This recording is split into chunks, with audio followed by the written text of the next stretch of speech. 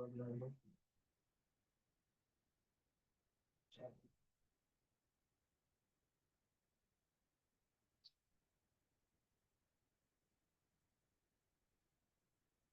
registered, so I clicked on that, but I can send it to you.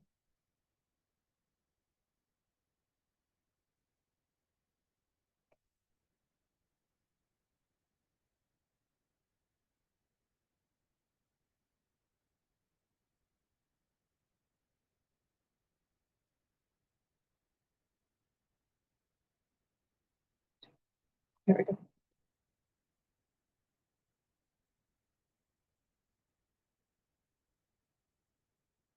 I just forward you through Teams. Yeah.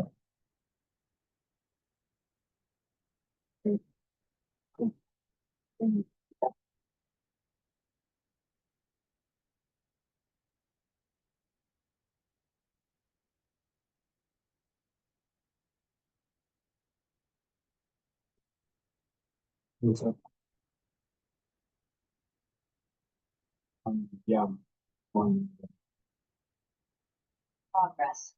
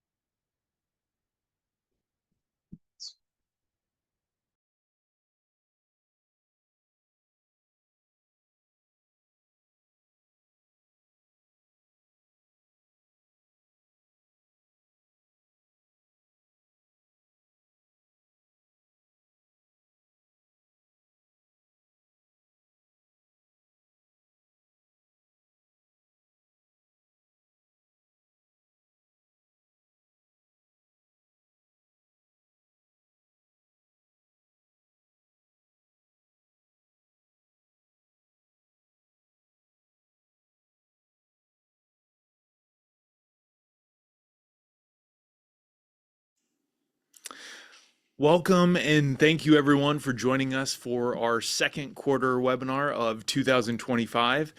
What a quarter it was.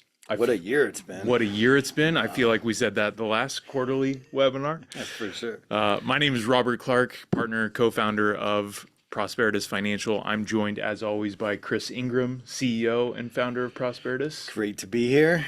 It's nice to have you here, Chris. And we just want to deliver some key insights of what we see in the market currently, obviously a recap of the second quarter. And Tyler, if you don't mind jogging a couple slides, there we go. And so what we're going to spend time on today, obviously review the last 3 months, what a turbulent 3 months it was, but several highlights, several key things to talk about.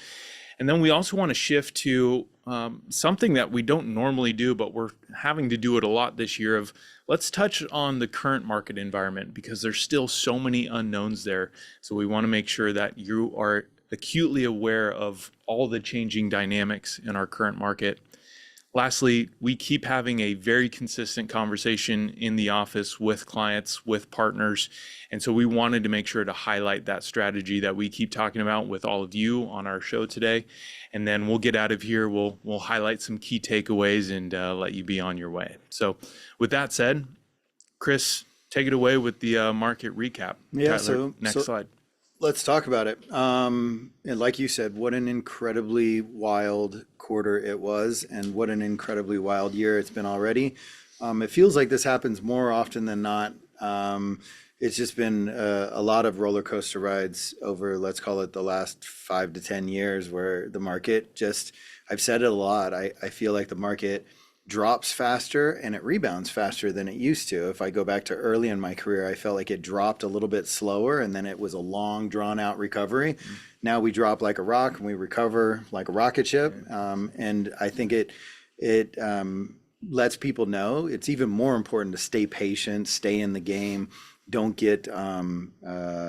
miss the opportunity, but also don't get scared of the drops because they do recover really quickly. And if you make the wrong decision, you might miss out on one of those moves one way or the other. So just stuff to keep in mind. Obviously, we did see a lot of volatility, but the market has recovered quite a bit. So April started out with Liberation Day, right? So Trump came out and he announced reciprocal tariffs and what was going to happen with all of that. And the market did not like that information. It was a Thursday, Friday where we just saw everybody hit the panic button and things just started to drop like a rock.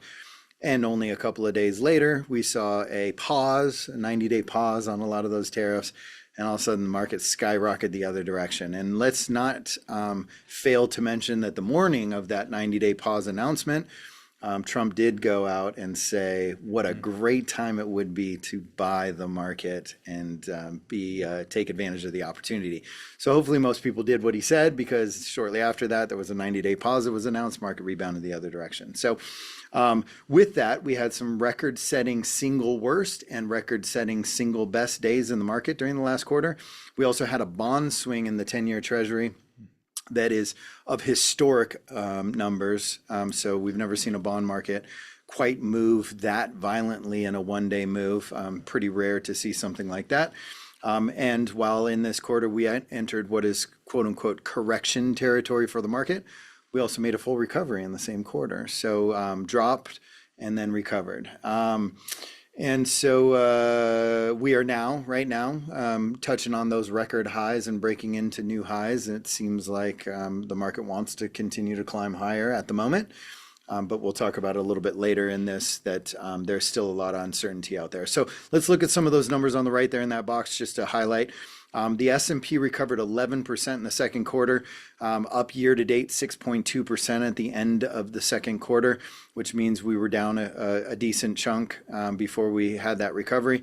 NASDAQ even more, right? It went up 18% in the second quarter and found its way to the end of the second quarter up 5.9% year to date. Dow Jones rallied 5.5%, finished the second quarter up 4.6 year to date. Russell 2000 up 8.5%. It's still down a little bit year to date. International markets just continued to kind of add to what was already a good first quarter, up year to date, up 16%, but they were up almost 11% in the second quarter. And you saw the Bloomberg Aggregate Bond Index up 1.2% in the second quarter. And that's up about 4% year to date right now. So I mentioned single best, single worst. And if there's a lot going on this chart, but if we look just on that left-hand side and we look at April 3rd, the S&P 500 had the worst day it had had since June of 2020. It was down 4.84% in one day. The NASDAQ had its worst day since March of 2020, right in the middle of COVID there, down 5.97% in that one-day move. And Dow 30, Dow Jones had its worst day since June of 2020, down 3.98% in that one-day move. And Russell 2000, also June of 2020, down 6.59% in that one-day move. On the flip side, just a few days later, right, and there was a weekend squeezed in there. I even think there might be a holiday squeezed in there. There was not a lot of trading days between these 2 days, right? But on April 9th, we had the best day the S&P 500 has had since October, 29th of 2008. So financial crisis times, right? We climbed 9.52% in one day. The NASDAQ had its best day since January of 2001, up 12.16% in that one-day move. The Dow, best day since March of 2020, up 7.87% in one day. And that Russell 2000 number, also March 2020, was up somewhere, I think that says 8.66. I might need glasses, actually, in that one-day move. But see big drops on April 3rd, big rallies on April 9th. If you missed it, if you blinked, if you were asleep, you missed all of it because it happened very, very quickly. Now, I think this was actually more interesting to me than the stock market move. I've seen the stock market move like that a lot throughout my career. And so it's always exciting when it's happening, but nothing that I'm overly like, that's crazy, because it happens quite a bit. Right. This is a little bit crazy. We did see one of the largest weekly gains in the 10-year Treasury yield during this past quarter. And we saw an intraday swing. So this is really what I think the interesting part was. There was an intraday swing in the 10-year Treasury that went all the way down to 3.87%, all the way up to 4.21% in one single trading session. That's not something that you see very often. And there are a lot of questions of why that was happening and what was the reason behind that. And still, I think everyone's got some ideas of why that happened, but nobody's really been able to pinpoint exactly who was trading that day, which made such a violent swing in the 10-year Treasury yield. But I will say, this has been an incredibly volatile year for treasuries, and not something I necessarily expected going into the year to have this level of volatility. I think most people thought we were going to get downward pressure on the 10-year Treasury. Trump came into office saying one of his primary objectives was to drive interest rates down, and I think most people thought that was going to happen. And it was happening when we were down at 3.8. And then all of a sudden somebody pulled the rug out from underneath that, and we saw us bounce back up into that 4.5 to 4.2 range. And we've been kind of vacillating back and forth. Is that the right word? Back and forth during that time period. So it's been an interesting bond market, that's for sure. Yeah, absolutely. S&P 500. So here's just the chart year to date showing the quarter. As you can see, somewhere around February, if you've listened to our previous webinars, we said going into February, we were nervous about Trump tariffs, just kind of the speculation in the market and the possibility of a pullback. And so we actually took some chips off the table in that first week of February in anticipation of a pullback. That pullback happened rather quickly. And then it was the Monday after those Liberation Day issues that we walked in that morning and said, hey, let's put some money back into the market and try and get back into some of those growth stocks before this thing rallies too far the other direction. And sure enough, markets rallied the other direction. So pretty V-shaped recovery happens very, very fast. And just like I highlighted at the beginning of it, what I continue to try and get people to understand, if this is your first time seeing something like this, try to learn the lesson. If this is your second or third time seeing it, continue to reiterate and remind yourself the most important lesson of investing, which is, can't tell you how many people called me, even advisors that I know called me on those 2-day drop during Liberation Day, saying that they wanted to pull money out of the market. Which is the last thing that you want to do in that environment, because if you did pull money out of the market during that time period, you got hosed over the next couple of weeks as that market rallied and rebounded very, very quickly. And so you can't let your emotions get the best of you. You got to think longer term and not let those big moves one way or the other, get you out of your long-term investment strategy. Yeah, yeah. And if I were to speak to what the sentiment was in January when everyone was emailing you saying, hey, let's go crypto, let's go whatever the case was. Yeah, ultra aggressive when the market's at the top, and I want to bail out and get out of the market when the market's at the bottom. Would you say we're back? I mean, the market's recovered back to all-time highs. Would you say that greed sentiment is back just in your conversations? I definitely feel like it is. It definitely feels like people have gone back to everything's fine, everything's going to be great. Not everybody, I shouldn't say that. But the segment that was being speculative going into this year that maybe got a little nervous in the middle of the year because it bounced back so fast, that speculation has jumped right back into the market. And it does feel like everybody's getting a little overly aggressive at this point, especially with some of the things we're going to talk about soon. Yep, absolutely. Okay, so let's talk about where we are currently with the market. Obviously, several key things happening. Markets are resilient, like Chris just highlighted. We're at all-time highs. And Tyler, if you want to take us to the next slide, but there's still so many key updates that we're waiting for official news on, and we don't have yet. One of the things that just happened recently in July was Congress passed the Trump One Big Beautiful Bill. And while there's 10,000 pages of key details and updates that we're sifting through, there's a handful that we keep talking about very regularly with our clients. And so we wanted to highlight here, when this administration was campaigning, they had a lot of promises for tax benefits, tax cuts, things like that. We heard no tax on Social Security, no tax on tip income, no tax on overtime, things like that. And so we wanted to highlight, yeah, they fulfilled on those, but in a very unique way and not like most are anticipating. So we thought it was important to cover some of those details. So for instance, the the no tax on Social Security, it's not that Social Security isn't taxable, it's that those 65 and older are now eligible for a $6,000 personal tax exemption, which is merely just a $6,000 deduction on your gross income. Now, keep in mind that has a phase out for incomes above 75,000 if you're filing single, and 150,000 if you're filing jointly. And so we're going to start to see those phase out. Also, there's a caveat: if you claim Social Security at 62 or 63, 64, you're not yet eligible for that tax benefit. So there's a lot of caveats there, and also to consider, this is only valid to 2028.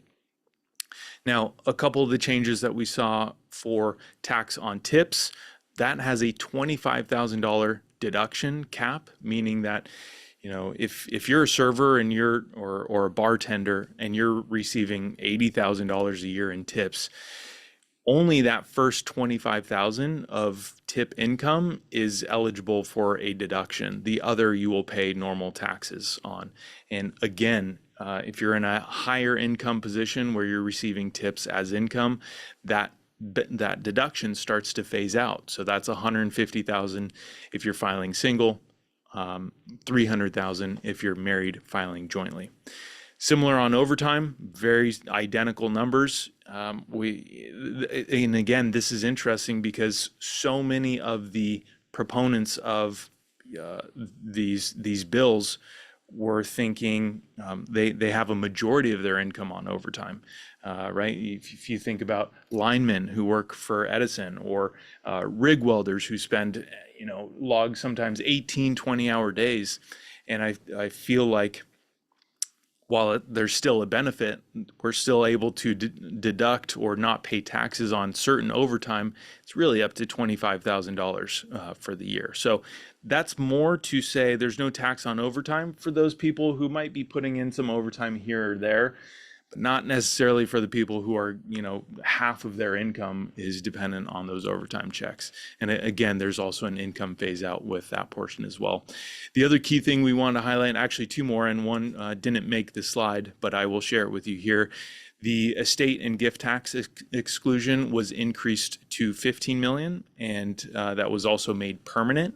And so that was initially something that Trump's larger estate and gift tax exclusion was set to sunset at the end of this year. And so they went ahead and made that permanent. And the 15 million will be indexed for inflation going forward. Again, that is also per parent. So as a household, if you're a married couple, that's a $30 million gift and estate tax exclusion.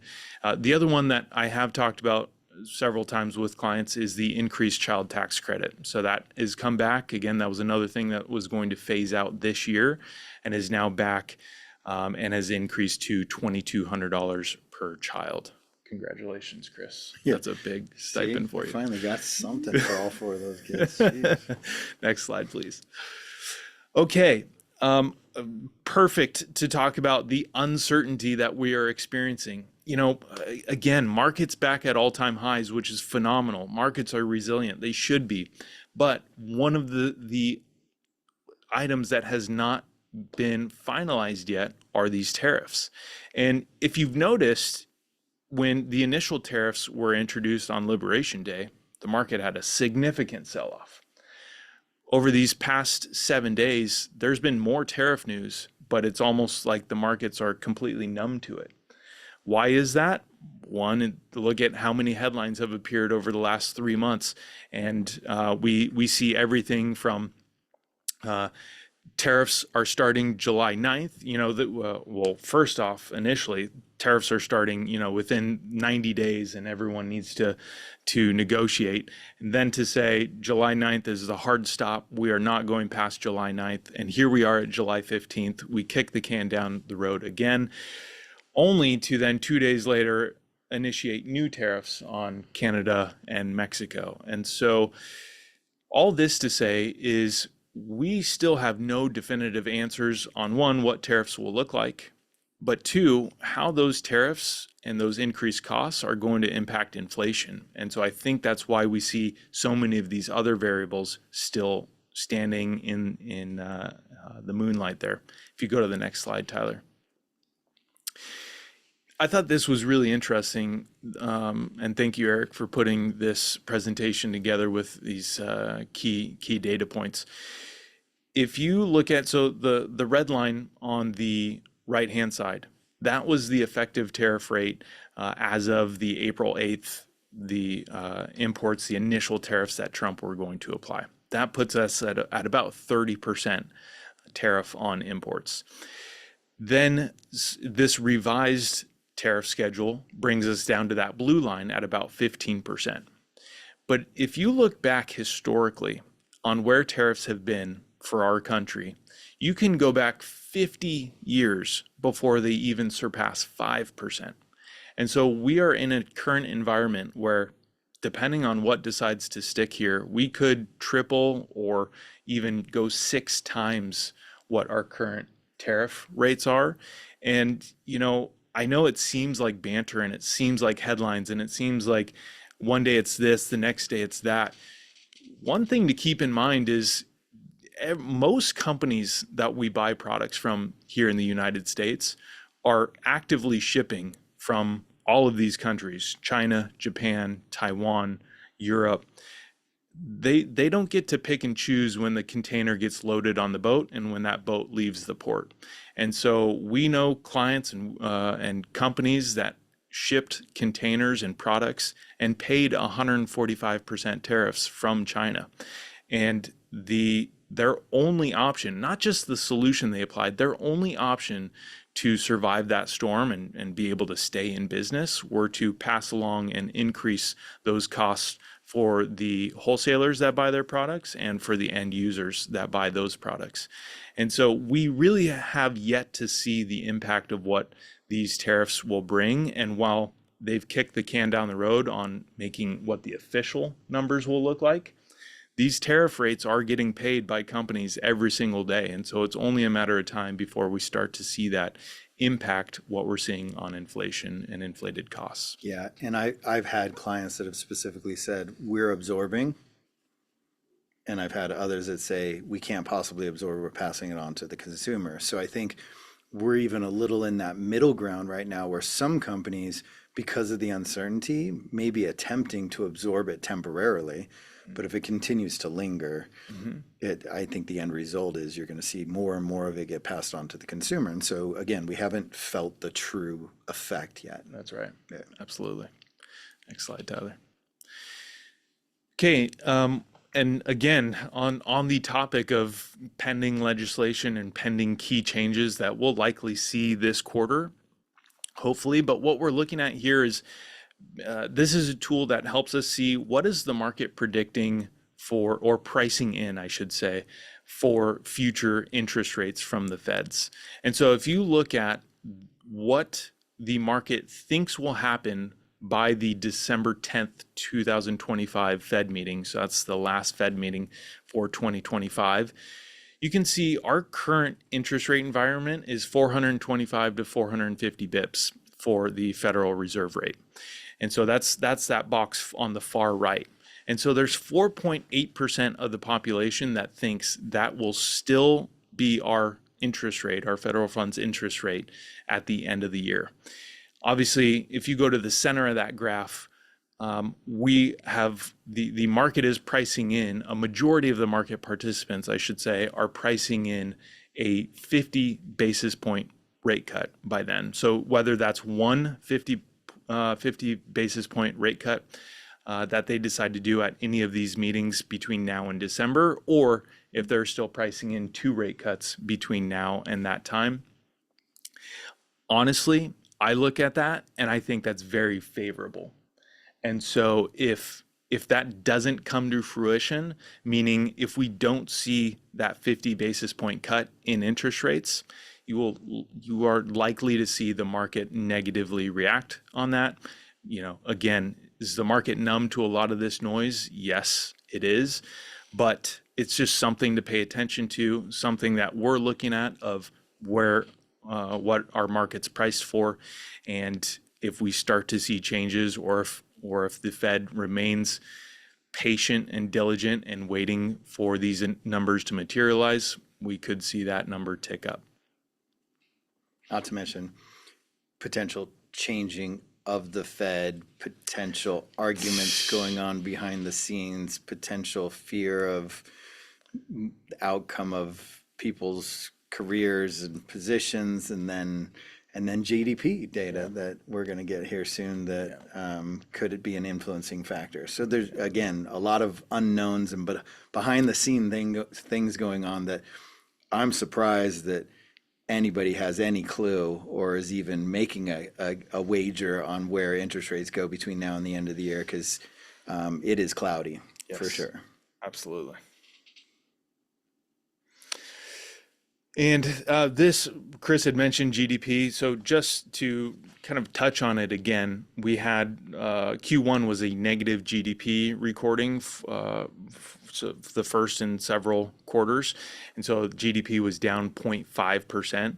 We are waiting for our second quarter GDP data. That initial number will come out at the end of July, I believe July 30th or 31st. And then typically they revise it a couple times after that. So we'll keep an eye on and see how GDP is affected, whether we're still producing goods at the rate that everyone thinks we are, or whether we have a different number. But one thing to keep in mind is GDP reports net imports, right? And so when we had a lot of people, because of the anticipated tariffs, trying to rush and order in as many imports as they could before tariffs took place, that certainly impacted that first quarter GDP number. So this will be something that we're paying attention to. And estimates for second quarter GDP are actually pretty darn positive. The number is good. I forget the one that I saw. I mean, it was like 2.1 or so. I mean, so the numbers seem significantly high, in my opinion, under the circumstances. So it'll be very interesting to see if we fall really short of that, or is second quarter as good as everyone thinks it's going to be. Time will tell. Yeah. Time will tell. Chris, you want to take it away on this one? Yeah, no, I'll talk about this, and I'll touch on while I do this, one of the conversations I think that's coming up a lot in the office right now, and I hear it from advisors, I hear it from clients, other strategists. There's just a lot of, we just highlighted a ton of things that are really uncertain. And the market hates uncertainty, right? That creates a lot of volatility. That the market typically is not going to be happy when it doesn't have some kind of an idea of what the future looks like, right?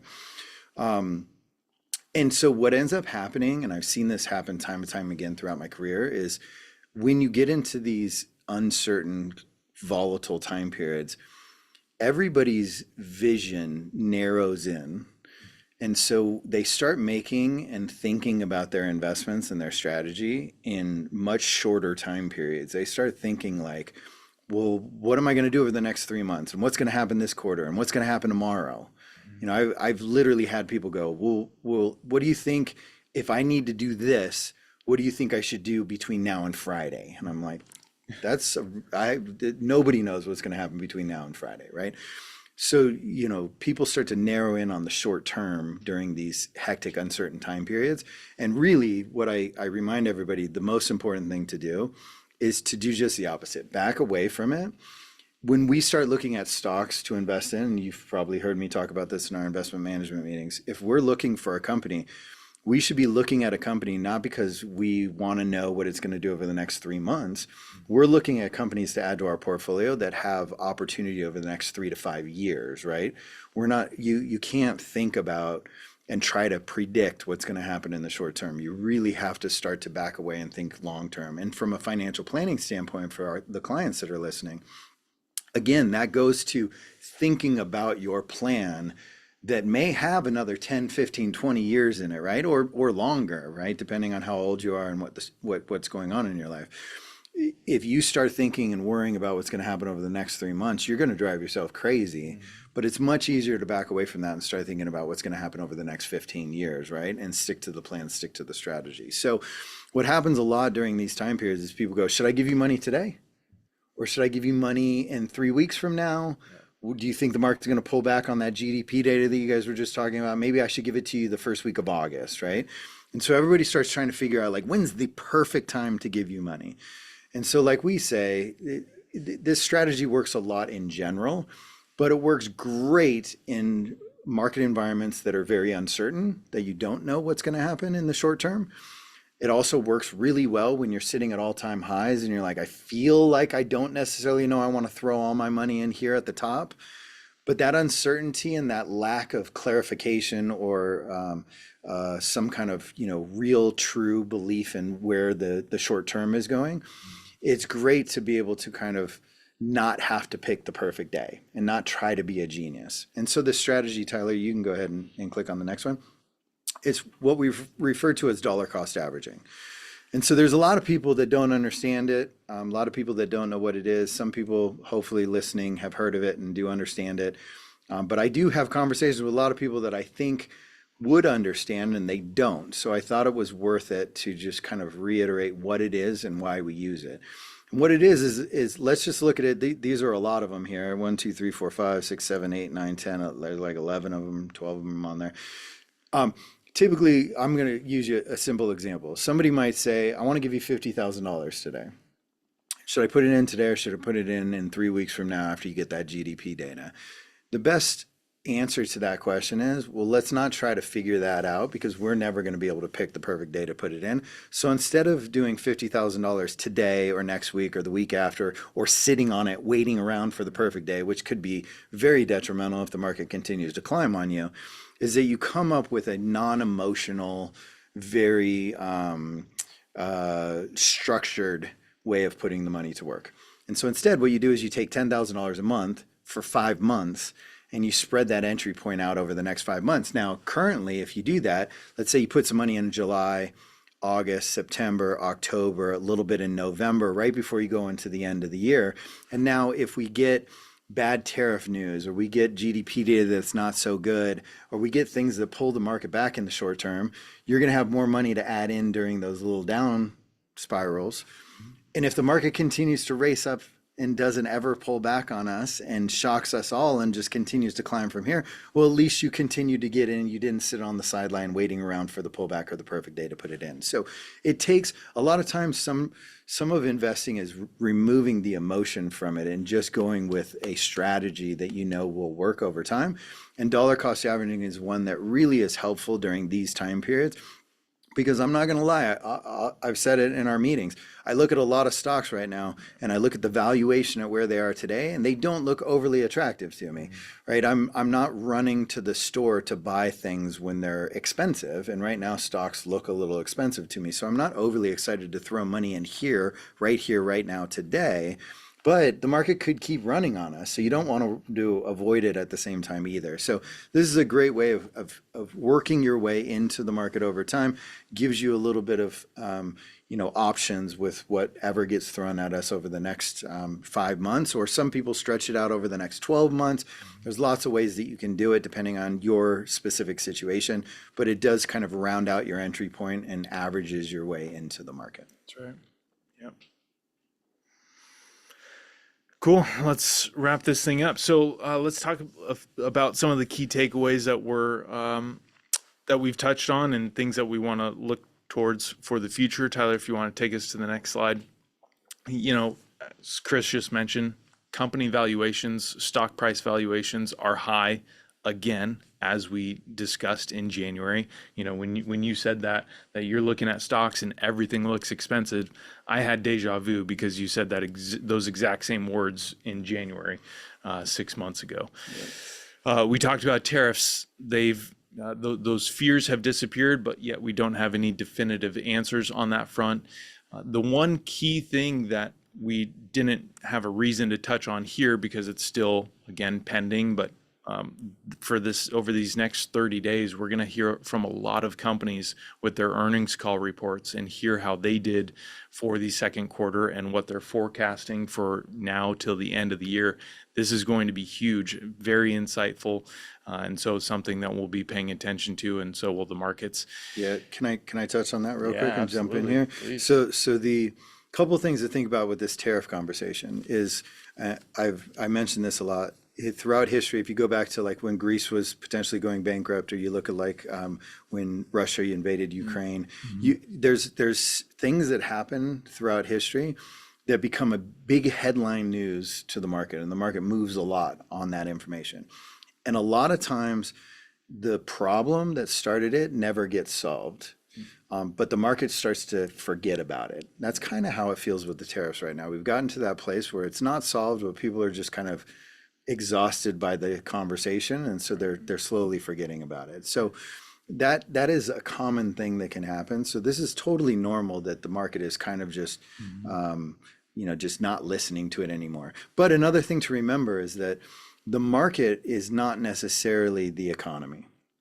And so a lot of times it's really good during these time periods when you have noise about tariffs or a war or something like that, to remember the stock market is made up of companies. And if you're listening to those earnings reports that you're talking about, and corporate America is still coming out and they're saying, we're making more money, we're more profitable, we're growing, we're growing, we're growing. Those are still good companies to own and good stocks to be invested in, regardless of the noise and what potentially is happening to the economy. Remember, Main Street is not always Wall Street. They're two very different things.